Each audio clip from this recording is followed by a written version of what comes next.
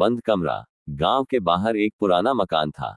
लोग कहते थे कि उस मकान के ऊपर वाले कमरे में कोई नहीं रहता। जो भी रात बिताने जाता, सुबह वापस नहीं आता। लेकिन 19 साल का अर्जुन इन बातों पर विश्वास नहीं करता था। एक रात उसने अपने दोस्तों से शर्त लगाई और उस मकान में अकेले जाने का फैसला कर लिया। रात के 12 बजे वह टॉर्च लेकर घर के अंदर पहुंचा। पूरा मकान धूल से भरा हुआ था। सीढ़ियों के ऊपर वही मशहूर कमरा था।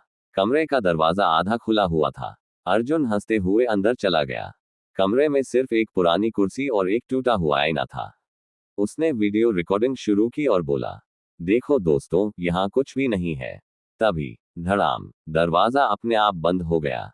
अर्जुन चौंक गया। उसने दरवाजा खोलने की कोशिश की, लेकिन दरवाजा नहीं खुला। अचानक कमरे में किसी के चलने की आवाज आने लगी। टक टक टक। लेकिन कमरे में अर्जुन के अलावा कोई नहीं था। उसने टॉर्च घुमाई, कुछ भी नहीं। फिर उसकी नजर आईने पर गई और वह जम गया। आईने में उसके पीछे कोई खड़ा था।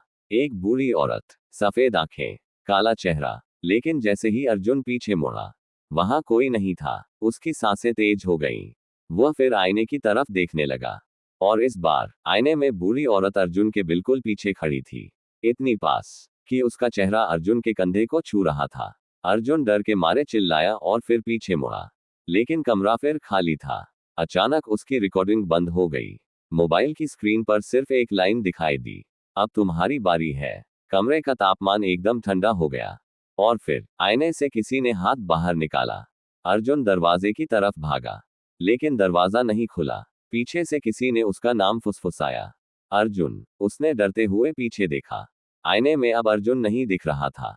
वहां सिर्फ वही बूढ़ी औरत खड़ी थी और मुस्कुरा रही थी। अगली सुबह गांव वालों ने दरवाजा खोला। कमरा खाली था। अर्जुन कहीं नहीं मिला, लेकिन टूटा हुआ आईना अब ठीक था और उसमें एक नया चेहरा दिखाई दे रहा था, अर्जुन का, जो अंदर से मदद के लिए चिल्ला रहा था। भूत, अगर आपको ये कहानी पसंद आई हो तो वीडियो को लाइक करें, चैनल सब्सक्राइब करें और ऐसी ही डरावनी कहानियों के लिए बेल आइकॉन दबाना मत भूलिए, क्योंकि अगली कहानी शायद आपके बारे में हो। Smile with horns open book.